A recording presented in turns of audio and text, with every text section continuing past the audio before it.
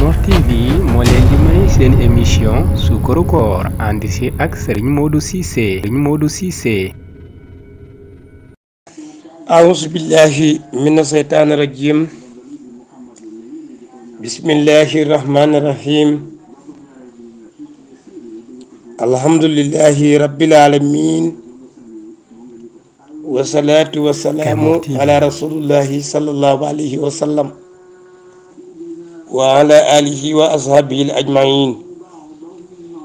bokki jullit yi bokki taalibe yi ñu ngi leen di nuyu di leen ziyaara di leen balu àq leen ko baal di ñaan yàlla boole ñu baal bi jaay rasulullahi sallallahu alayhi wa sallam ñu leen di ndokkele bu baax ci weeru màgg wi weeru barkel wi muy shahru ramadan di weer woo xam ne sunu borom subhanahu wa taala moo ko jagleel xeetu sayyidina muhammad sallallahu alayhi wa sallam weer wi nekk lenn ci ponki lislaam comme ni ngeen ko xamee qawaaidul islaam xamsu waajibaat wa hiya shahaadatan satun baqiyaat summa salaatu wa zakaatu fil qita wa sawmu wal hajju ala man istata mu mel ni koor nekk na ñeenti la ponk ci lislaam tabarakallahu weeru moo teru si sunu borom subhanahu wa taala wax ci alquran ci suratul baqara ne yaa ayyuha allazina amanu kutiba alaykum siyam kama kutiba ala allazina min qablikum la'allakum tattaquna ayyaman mahdudat sunu borom subhanahu wa ta'ala daf ne tagar naa ci yéen faratal naa ci yéen ngeen xoor weeru koor kéem ni nga xam ne noonu laa ko dogalee woon ci xeet wu leen jiitu woon weer woowu nag nekk ay fan yu liimu boo xam ne boroom xam-xam dañu wax ne woor weeru koor dafa nekk farat waaye dina saxe moom weer woowu ci matuk weeru Sahbaan gannaaw boo xamee ne am na ñaar fukki fan ak juróom-ñeent Mor TV ñu gis ko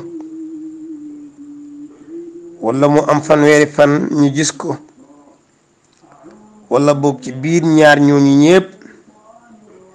gisuloo ko waaye gisal nañ la ko comme ni ko hadis ba waxee suumu li ruhyatihi wa aftiru li ruhya fa in qumma fakmilu iddata min salaasina yawman woor leen bu ngeen ko gisee wala ngeen dog bu ngeen ko gisee bu fekkee ne nag niis na ba man leen ko gis na ngeen mottali liim bii nga xam ne moom la xamee weer tabarakallahu ngeen dog di woor mu mel ni ren jii sunu borom subhanahu wa taala ci kattanam wane na boppam ci weer wi nii nga xam ne noonu la adduna bi yépp àndandoo gis ko àndandoo woorandoo kon mu mel ni wuute googu nga xam ne daan na am mel na ni yàlla dimbal na ci ren ba amul mu mel ni bu ñëwal weeru koor mooy jullit bi nga xam ne tey sunu borom subhaanahu wa taala farataal na ko ci moom sa tay koor nag bokk na ci comme ni ñu ko waxe suratu saati sawm niyatun saabiqun lil fajar mooy saa boo xamee ne weer wi feeñ na nga yéene ne weer wii dee fas naa yéene woor ko su boobaa bokk na ci sarta yi yonent bi sallallahu alayhi wa sallam moo nu jàngal nañ innama ahmalu binniya wa innama li kulli imri'in ma nawa jëf ju nekk dëgg man daa xam mu ngi aju ci yéene ba yéene boobu nag dañuy laaj ndax benn dina ci doy wala bis bu ne da ngay yéene